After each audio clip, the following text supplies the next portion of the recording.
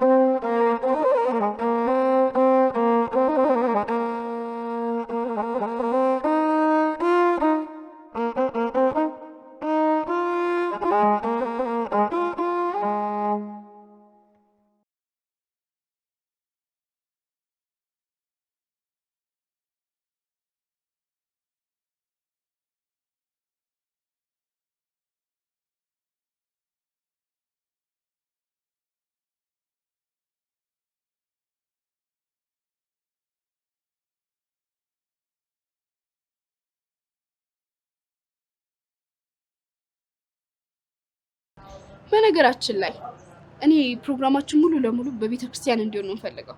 እሱ እኮ ግዴታ ነው። ታዲያ የመጀመሪያውን እርምጃ ሳንራመድ ነው እንዴ ዘለን ስለ ሰርግና ስለ ፕሮግራም እናውራ? እሺ ከምን እንጀምር ታዲያ? ቅድሚያ ንስሐ እንግባ ማለቴ አባትን ያዝ። አሁን በዚህ ዘመን ምን የሚታመን አባት አለና ነው የንስሐ አባት የምንይዘው? ታዲያ ያለ አባት እንዴት ንስሐ እንገባለን? እንዴትስ ሚስጥራትን እንፈጽማለን? እሱማ ግዴታ ያስፈልጋል። ግን በዚህ ዘመን የሚታመንና እውነተኛ አባት የት እናገኛለን ብዬ እኮ ነው። አታስብ። ቤተክርስቲያን ውክልና የሰጠቻቸውን አንድ አባት እንይዛለን። ከዛም ለእግዚአብሔር እንደሚነገር ለሳቸው እነግራቸዋለን። ከኛ የሚጠበቀው ይህ ነው። የልባቸውን ደግሞ እግዚአብሔር ነው የሚያውቀው። ስርዓት ላይ ያለሽ ነገር እኮ ድንቅ ነው የሚለኝ። የኔ ባትሆኝ ቆጨኝ ነበር። የማንት መሰልኩም እንደ እናትም እንደ አባትም ሆኖን ያሳደገኝ። ስርዓትን ከቤት ውስጥ ነው ያስጀመረኝ። ደግሞ አባት በሱ በኩል ማግኘት እንችላለን። የኛ ጉዳይ ሽማግሌ ጋር ሳይደርስ ቤተሰብ አታስገቢ። በቅድሚያ እኛው ራሳችን የንስሐ አባት እንያዝ።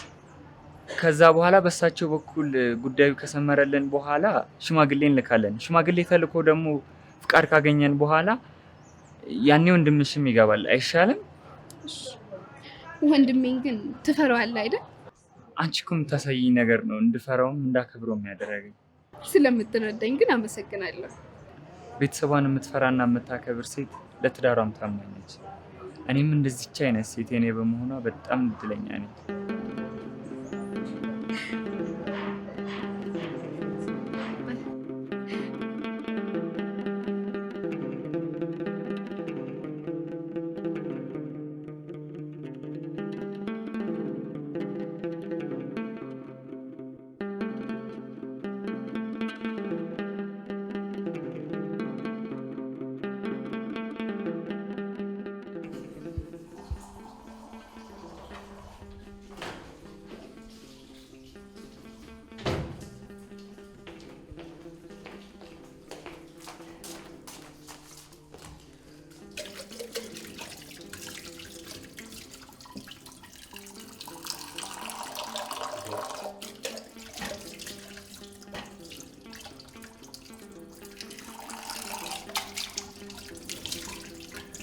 ምን ዛሬ ሰላምታም የለም እንዴ?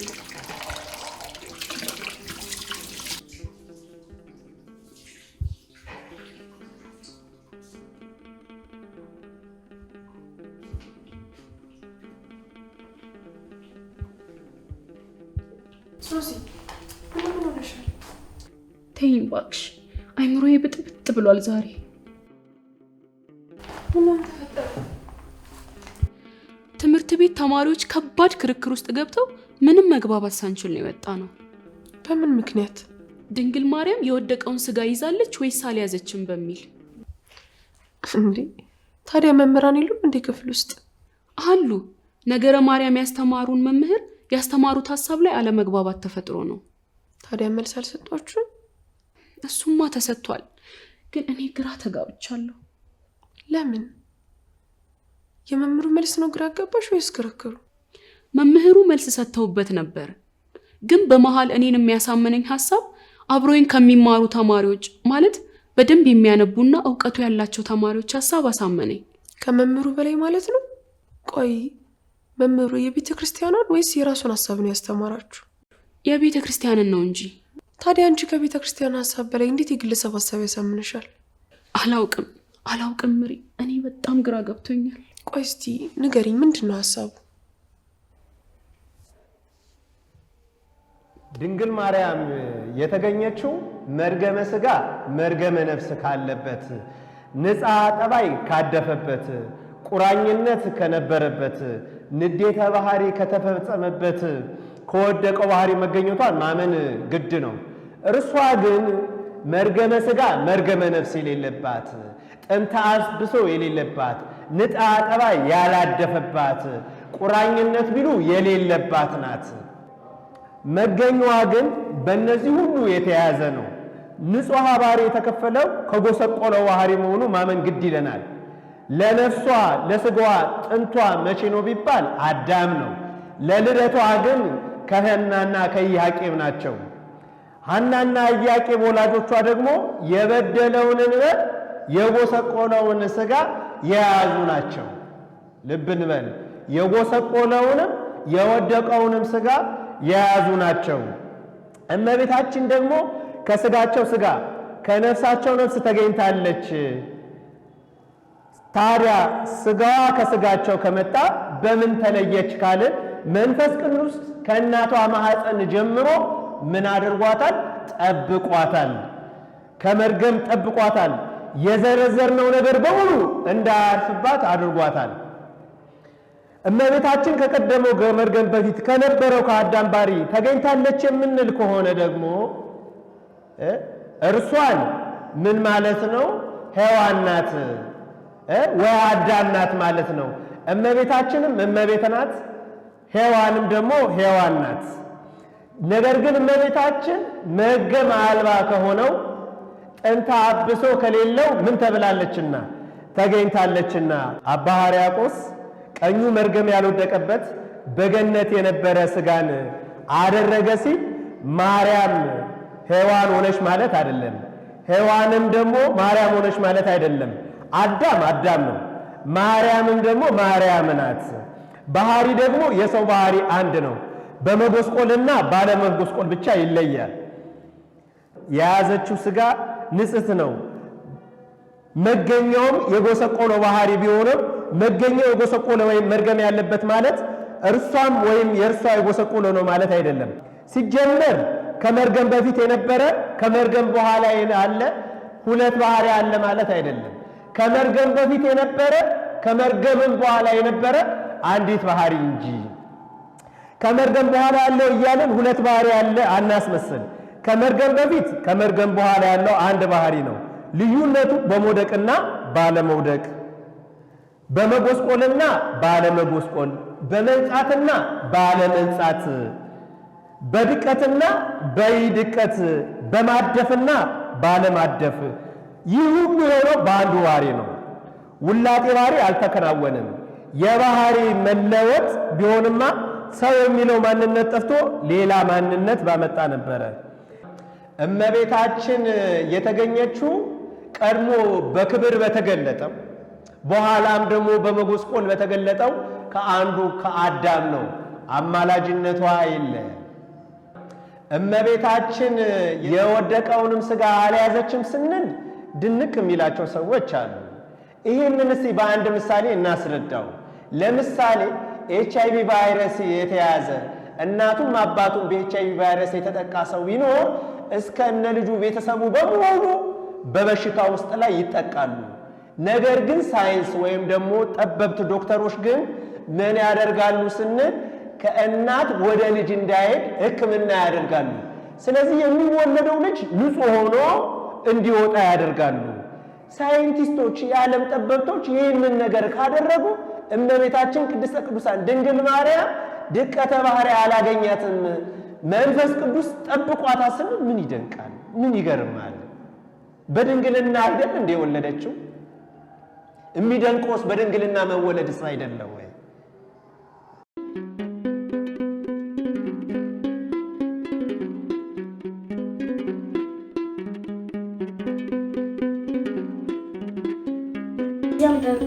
በተጨማሪ ውሳኔዎቹን እንዲወስን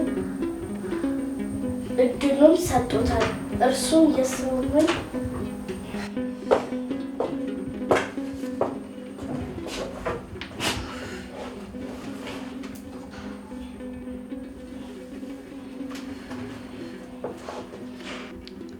እንዴት ሆንሽ?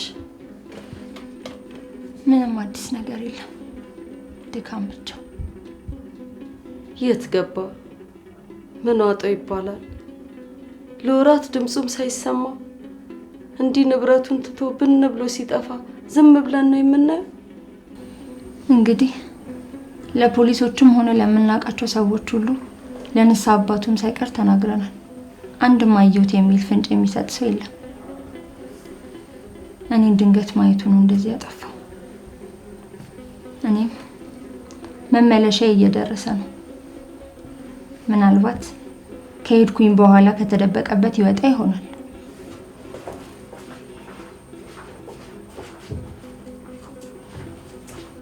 ተይ ልጄ፣ እንደዚህ አትበይ። ኃይሉ በጣም መልካም ልጅ ነው። ምናልባት ትናንቱ የተበላሸ ቢሆን እንኳን አሁን ላይ ግን እንደዚህ አይደለም። ራሱን ለአምላኩ የለየና የተወደደ ልጅ ለመሆን እየተጋ ነበር። እናቴ እርሱ የሚሉትንም ከዚህ በፊት የነበረውን ያለውንም ባህሪ ሁሉንም በደንብ ነው የማውቀው። በእንግዲህ ታዩ ልጄ፣ እግዚአብሔር ባለበት ሰላም ያድርገው። እሺ ለልጄስ መቼ ነው የምንነግራት? ይኸው ሳታውቅ እናቴ ብላ ሳትጠራኝ አንድ ቀን እንኳን ከሷ ጋር ደስ የሚል ቀናቶችን ሳላሳልፍ ይኸው መመለሻ ደረሰ። ሳምንት እኮ ነው የቀረኝ። እባክሽ ልጄ፣ ይቺ ልጅ አይምሮዋን አንረብሽው።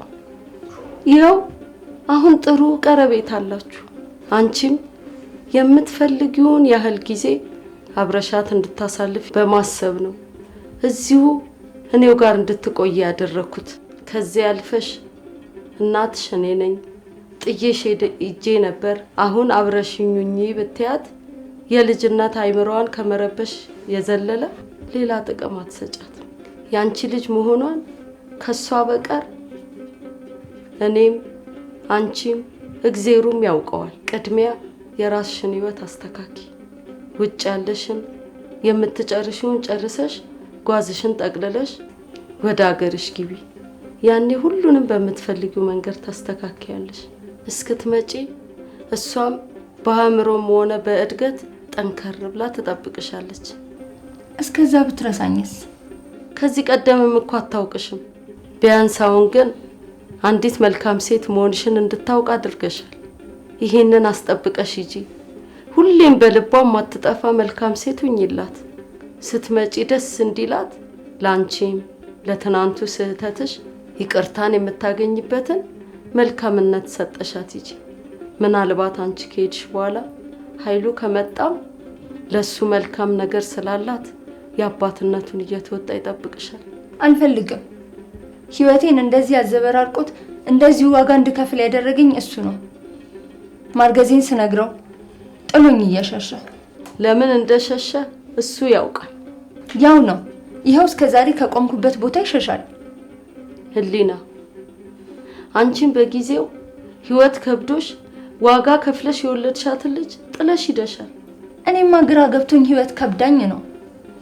ያኔ ለምን እንደዛ እንዳለሽም እሱ ነው የሚያውቀው። ሁሉም ያለበትን ነው ልክ ነው የሚለው። ባይሆን ባለበት ሰላም እንዲሆን ጸልይለት። አትጨነቁ፣ እመቤቴ ሁሉን ታስተካክላለች። እኔ ጠይቂያት ምንም የከለከለችኝ ነገር የለም። ምን ብለሽ ጠየቅሻት? ባለበት ሰላም እንዲሆንና ሁሌም ጸሎቷና እርዳቷን እንዳይለየው። ለኔስ አትለምኝልኝም? ያንቺንም ሀሳብ ትሙላለሽ። አሜን።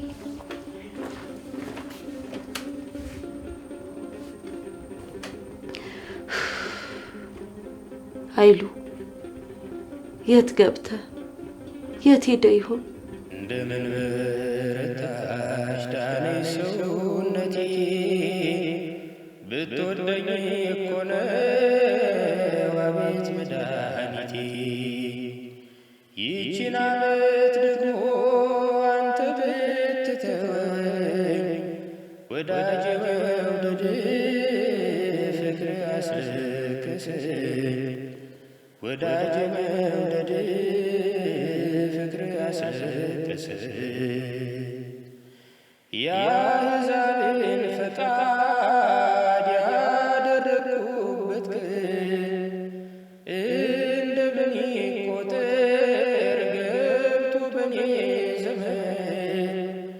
ካወቅኩ ጀምሮ ይቆጠር ዕድሜ ሳላውቅ የኖርኩት የኔ አይደል ጌታዬ።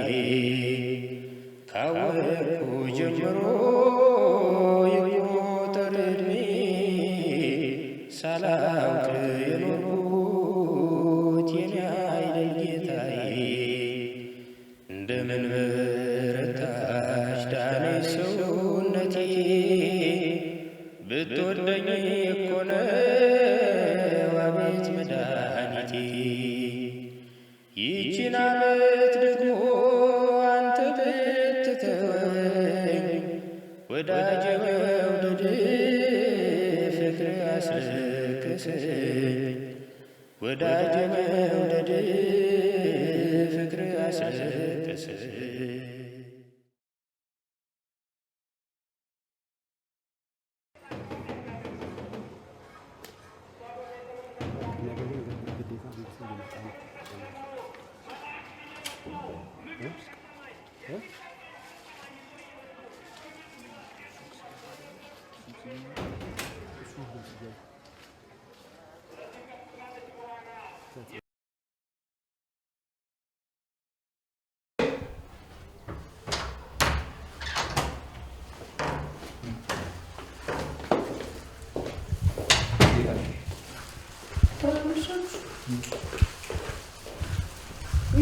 ትንሽ እንዳታበላሽብኝ በእናትህ።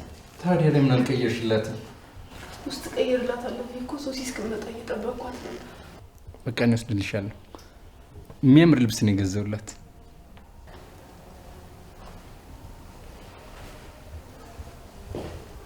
ማሪ እንዴት አምሽሽ? ደህና ነሽ? እንዴት የሚያምር ልብስ ገዛሁላት መሰለሽ? አለብሻት ልምጣና ታያታለሽ። ሶሲ እነሱ ፌስታሎች ይዘሽ ነው።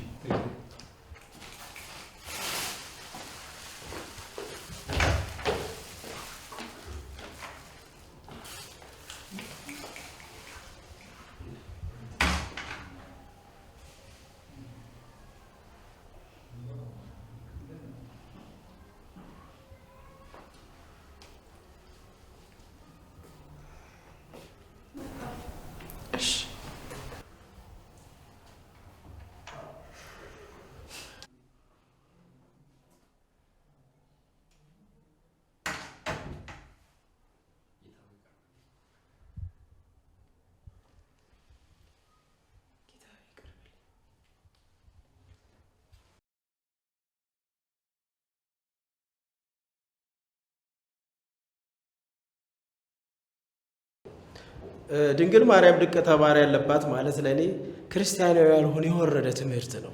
ምክንያቱም ቤተክርስቲያን እንዲህ ብላ አታስተምርም። ሃይማኖት አበው ላይ ድንግል ማርያም የወደቀውን ስጋ አልያዘችም የሚል አንድ አባት ልታሳየን ትችላለህ? ምን ማለት ነው አሁን እንዲህ አይነት ጥያቄ?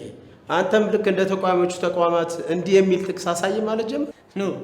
እኔ እንደዛ አይደለም። አየህ፣ ይሄን እንደ ማስረጃ አድርጌ ቀስ በቀስ የምፈልገውን ነገር ልጠይቀን። አሁን ለጥያቄ መልስ ስጠኝ። ከሃይማኖት አበው ሳይሆን ከመጽሐፍ ቅዱስ አሳያለሁ ነው። እኔ ከሃይማኖት አበው ነው የጠየቁ። መጽሐፍ ቅዱስ ላይ ያለውን አትቀበለው? ኖ፣ እንደዛ ማለት አይደለም። ከመጽሐፍ ቅዱስም ቢሆን እሺ፣ አንተ የምትጠቅሳቸውን ጥቅሶች አባቶች እንዴት ተረጎሙት ወደሚለው ነው የሚወስድ። ቆይ አንተ ሃይማኖት አበውን ድርሳን ነው ብለህ ነው አይደል የምታምነው? አዎ ድርሳን ነው። ታዲያ ከመቼ ጀምሮ ነው ለአንተ ድርሳን ለሃይማኖት መከራከሪያነት ይሆነልህ? ትናንት ከትናንት ወዲያ ድርሳን ገድል ለሃይማኖት መከራከሪያነት አይሆንም ስትል አልነበር? እኔ እንደዛ አይነት ድርሳናትን አላልኩም። ድርሳነ ሚካኤል፣ ድርሳነ ገብርኤል። ቆይ እኔ የምልህ ቆይ ሃይማኖት አበው እንደ መከራከሪያ አይሆንም ብዬ አውቃለሁ። በላውን ሌላውን ነገር ተውና ጥያቄ መልስ። ጥያቄን በጥያቄ መልስልኝ። አንተ በቀጥታ ድንግል ማርያም የወደቀውን ስጋ ይዛለች የሚል ጥቅስ ከሃይማኖት አበው ላይ ልታሳየን ትችላለህ? ቆሽ ይሄ ደግሞ ምን ማለት ነው እንዴ? ድንግል ማርያም ድቀተ ባሕርይ ያለባት የሚለውን ትምህርት እኮ ያመጣው አንተ ነህ። አዎ ድቀተ ባሕርይ የለባትም የሚል በቤተ ክርስቲያን አንድም ነገር ሲነገር ሰምቼ አላውቅም። እርግጥ ኢትዮጵያ ውስጥ ያሉ ብዙ መምህራኖች የወደቀውን ስጋ አለበሰችም ብሎ እንደሚያስተምሩ አውቃለሁ። ቆይ የኢትዮጵያ ቤተክርስቲያን አይደለችም እንዴ? ነች። ግን አንዳንድ መጽሐፎቿ ላይ ጉባኤ ይደረግበት ይላል እዚሁ ርዕስ ላይ። ቆይ በቤተክርስቲያን ታሪክ ድንግል ማርያም ድቀተ ባሕርይ ያለባት የሚል ትምህርት ያስተማረው የሚያስተምር አለ? እያንዳንዱ መምህር ሄጄ አልጠየኩም። ግን ብዙ ጽሁፎችና መከራከሪያው ነው እንደተነሱ ብዙ ጊዜ ሰምተናል። እስኪ ለምሳሌ የትኛው መምህር? መድሎተ ጽድቅ ላይ የአቀባ እና የአንጻ ግሩፖች ይከራከሩበታል። በኢትዮጵያ ግን የሚያዘነብለው ወደ አቀባ ነው ብሎ ያስቀምጥና መጨረሻ ላይ ጉባኤ ይደረግበት አጨቃጫቂ ነው ብሎ ይተዋል። በጣም የሚገርም ነው። የአንጻ ግሩፖች አሁን አንተ የምትሉን እንደማይሉ ታውቃለህ? ማለት አንጻ የሚሉት አካላት ድንግል ማርያም ድቀተ ባሕርይ ነበረባት እንደማይሉ ታውቃለህ? ማለቴ ከብስራት በኋላ ጠፍቶላታል ብለው ነው የሚያምኑት።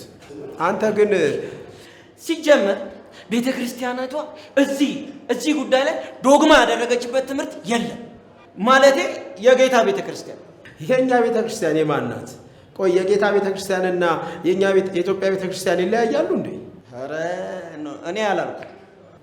ታዲያ ቤተ ክርስቲያን ድንግል ማርያም ድቀተ ባሕርይ ያለባት ያለችበትን ቦታ አሳየኝ ስልህ የጌታ ቤተ ክርስቲያን እንዲህ አትልም፣ አብዛኞቹ እዚህ ያሉት መምህራን የለባትም ይላሉ አይነት ከፋፋይ ሀሳብ ታቀርባለህ። ቆይ ሀሳብህ ምንድን ነው?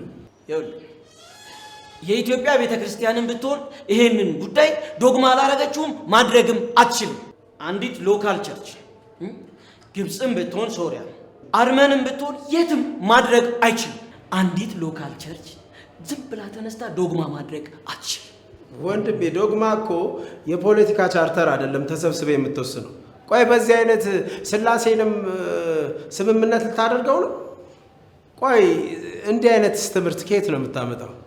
ሎካል ቸርችም ሆነ ሲኖዶስ ሊሳሳቱ እንደሚችሉ መምህራን ያስተማሩትን ላሳየ ይችላል።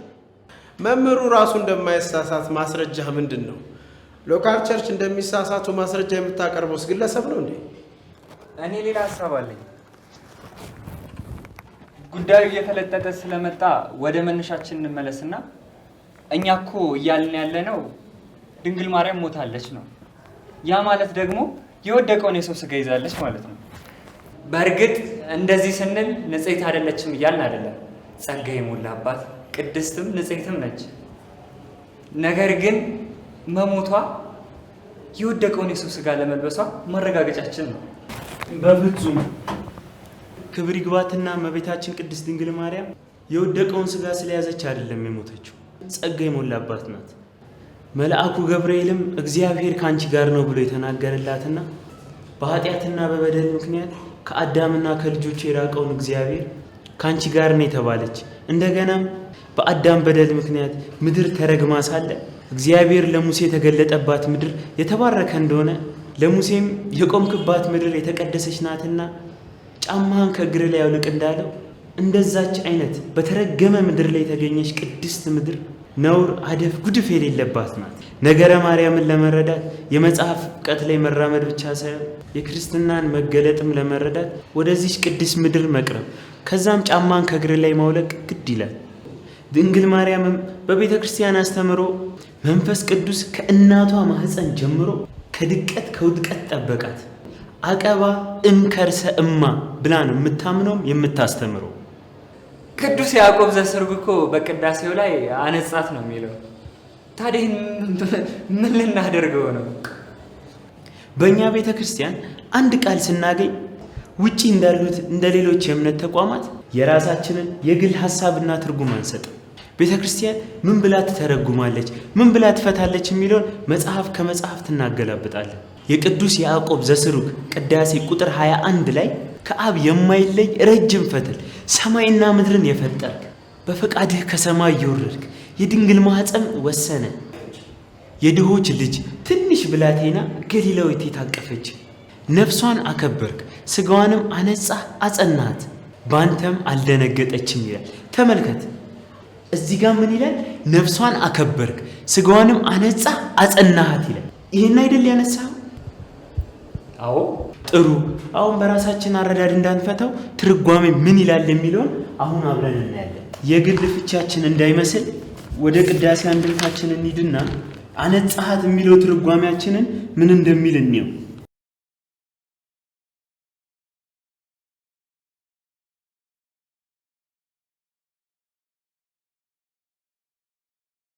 ገጽ 435 ላይ ወጣና ተመልከት። በነፍስ በስጋ አነጻሃት ይልና ሀተታው ጥንቱን ንጽሕት አይደለችምን ከምን አነጻሃት ቢሉ እንዳቀርበው ከለከላት ሲል ነው ብሎ ይዘጋዋል። ተመልከት አቀባ ማለት ይህ ነው እንግዲህ ጠበቃት። እንግዲህ እኔ እስከተረዳው ድረስ የሞተችው እንደ ማንኛውም ሰው ሞት የተፈረደበትን ስጋ ስለያዘችው፣ ይሄ ደግሞ በጣም ግልጽ ነው። ከዚህ ውጪ ሞት የተፈረደበትን የአዳምን ስጋ አልያዘችም የሚል ከውጭም ከሀገር ውስጥም ለማየት እንደሞከርኩት አንድም የለም። ስለዚህ እንደዚህ አይነት ትምህርት ይኸውላችሁ እንግዳ ትምህርት ነው። ድንግል ማርያም ፈጽሞ አደፍ ጉድፍ የለባትም። የወደቀው የአዳም ባህሪ አደፍ ጉድፍ አለበት፣ ምክንያቱም የወደቀ ነዋ። ድንግል ማርያም ግን ክብር ይግባትና የወደቀውን ስጋ ይዛለች ማለት አደፍ ጉድፍ አለባት ወደሚል ስለሚመራንና የነገረ ክርስቶስን አስተምሮ ስለሚያስክድ እንግዳ ትምህርት የሚሆነው ይሄ ነው። ከቅድም ጀምሮ እንዲህ ያለ አባት የለም እያልክ ደጋግመ ለተናገርከው እነ ቅዱስ ዘሚናስ ሃይማኖተ አበው ዘሚናስ ምዕራፍ 100 ቁጥር 12 ላይ እንዲህ ሲሉ እንሰማቸዋለን።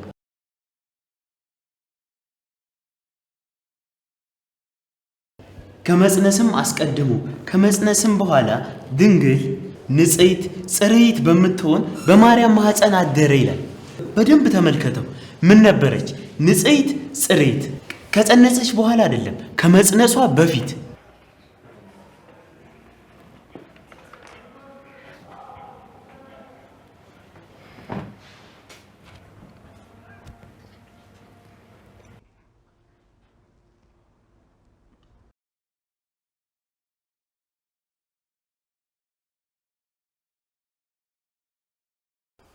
ሶሲ የለችም እንዴ?